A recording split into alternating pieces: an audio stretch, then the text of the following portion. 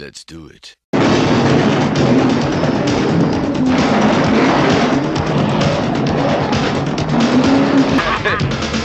Tango and Cash.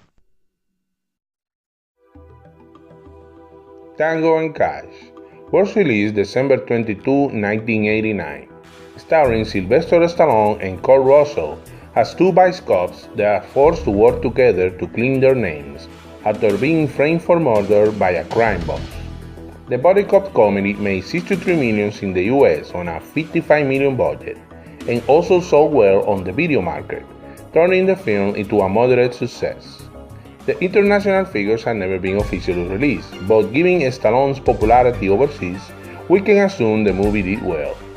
Directed by Andrei Konchalovsky, the same director behind Runaway Train, the production of Tango Cash was plagued by problems from the very beginning, starting with Patrick Swayze, who was set to play Cash but dropped out of the film to star in Roadhouse. Following this, principal photography started without a finished script that ended up being rewritten multiple times anyway. Later on, and after 3 months of filming, director Andre was fired, after weeks of clashes with producer John Peters, who wanted to push for a campier tone despite the director and star wanting to make a more serious cut movie. He was replaced by Albert Manoli, who ended up filming the climax and reshooting a new opening.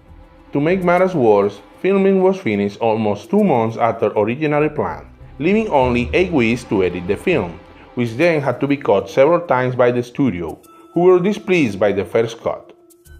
Tango Cash finally came out 1 week after the original release date and $20 million over budget. The film doesn't waste any time, opening with a chase scene where narcotic detective Ray Tango stops 2 criminals from smuggling cocaine hidden inside a semi-truck. At the same time, crime lord Ice Perret, played by the great Jack Palance, passes by the site, remarking how Tango and another detective named Gabriel Cash have crippled his criminal operation and decides to set up a plan to take down both cops. Meanwhile, and on the other side of town, Detective Cash arrives at his place, only to be the target of a hitman who wounds him, leading Gabe to chase after the hired gun to a parking lot where he managed to arrest him. Back at Tango's police prison, we are briefly introduced to his kid sister, Catherine, played by Teri Hatcher, who Tango seems very protective and caring for her well-being. Later on, both Tango and Cash learn about a drug deal taking place that night, and they individually head over to the location, where they meet for the first time and discover a dead body, moments before being raided by FBI agents who find incriminating evidence at the scene and arrest both detectives. This all leads to a murder trial where Tango and Cash are accused of killing an undercover FBI agent and are framed by a fake audio tape that is verified by an audio expert. With everything against them, the cops plead no contest to an involuntary manslaughter charge in exchange for minor sentences in a minimum security prison. But Perret arranged them for them to be sent to a maximum security prison, housing many of the criminals they have arrested, including Face, one of the guys Tango caught in the opening scene.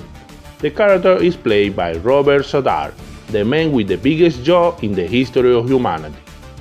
Once inside, the cops fight and are tortured with electricity by the prisoners with the help of Perret and his main henchman, Requiem, played by Brion James. Luckily, they are saved by Sokowski, an assistant warden and friend of Cash, which agreed to help them escape the prison.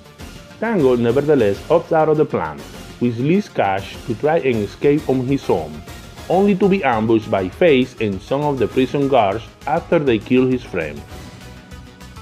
But before they can get to him, Cash is rescued by Tango, and they both head over to the roof, where Cash escapes first using the prison's electrical wires. Tango escapes as well, but not before fighting and electrocuting the human jaw. Once outside, Tango and Cash decide they're going to clean their names by going after the people that framed them and finding out who's behind the conspiracy. So, is this film a complete disaster, or does it manage to work despite the production issues? Neither, actually. Tango and Cash is not what I would call a good movie, but I don't really feel like the behind-the-scenes turmoil affected the film that much.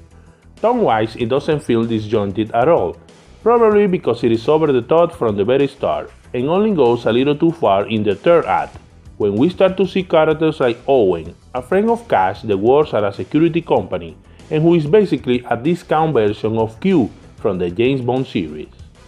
The main problem with the movie is the script.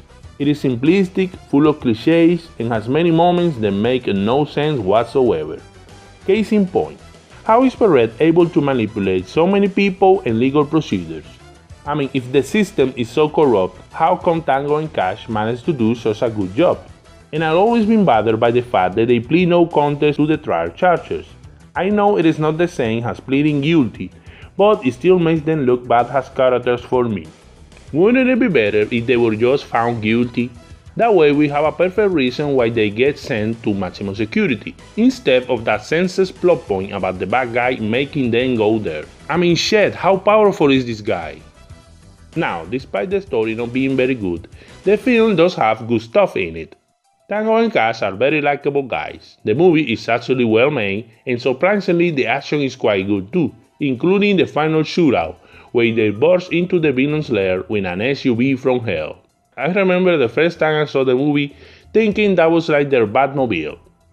And while the comedy mostly falls flat, it is nice to see the two stars making fun of themselves, like Stallone with his Rambo reference. Rambo is a pussy. And Russell with, well, just watch.